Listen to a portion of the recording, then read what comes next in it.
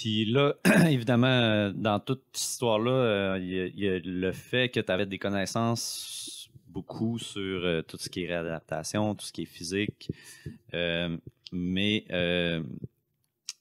ce que tu me dis, c'est qu'en 2019, là, ça a comme été une claque d'en face, là,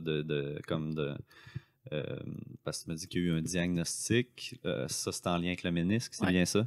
Fait que comment tu as réagi là, quand tu as vu l'état de ta jambe ou quand tu as eu ce diagnostic-là? Là? Ouais. Ça a été un peu, comme je disais tout à l'heure, le fait que ça m'a limité beaucoup. J'avais des limitations que j'acceptais, puis là, avoir le genou qui bloque, là, je me voyais bien des limitations, puis bien rapidement, donc on dirait que ça m'a vraiment choquée. Après ça, j'ai eu le IRM, et quand j'ai vu l'état du IRM, j'ai pleuré. Donc, ça a vraiment eu un effet dans ma tête je pouvais pas croire que l'état de mes genoux, malgré que j'avais des limitations, était si pire que ça quand je lis l'IRM. C'est vraiment, je m'imagine quelqu'un qui marche même pas à la limite quand je vois le diagnostic. Okay. Donc, ça m'a fait vraiment un choc. Puis... C'était pas juste ton ménisque, là. C'était vraiment, toi, tu voyais tout le genou, ouais. là.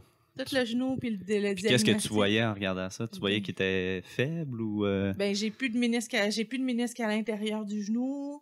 J'ai de l'arthrose sévère à modérée dans le genou. Il y avait de la synovite.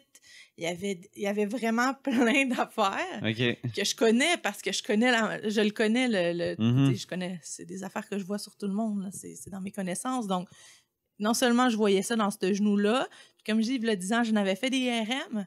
Donc, je m'y référais aussi qu'il y a 10 ans. J'avais aussi de l'arthrose modérée à sévère, donc. Puis j'ai ça dans les deux genoux. Là, j'avais juste un IRM d'un genou. Je me disais, j'ai ça dans celui-là, j'ai ça dans l'autre genou. Ça n'a pas de bon sens. Puis on dirait que ça m'a frappé de voir ça, trouver ça tellement comme, my God, c'est vraiment magané. Mais j'ai des limitations. Mais quand je regarde ça, c'est pas si pire. Même les limitations que j'avais il y a un an versus maintenant ne sont pas si pires versus qu'est-ce que je vois dans le genou puis comment je l'interprète, moi. C'est intéressant, ça. Ouais. Fait que, tu sais, c'était vraiment... C'est ça, c'était vraiment pas si pire.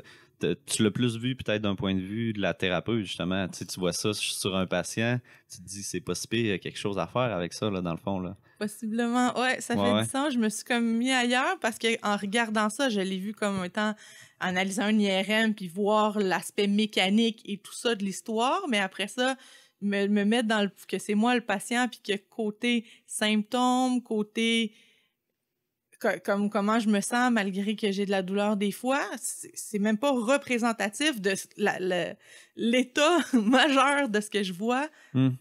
Puis... C'était plus, c'est ça, c'était plus comment tu le voyais que c'était vraiment, dans le fond. Ouais. Tu le voyais pire que c'était pendant toutes ces années-là, peut-être aussi, là? Le contraire. C'est pire que qu'est-ce que je pensais, puis je pensais déjà que c'était pire. OK.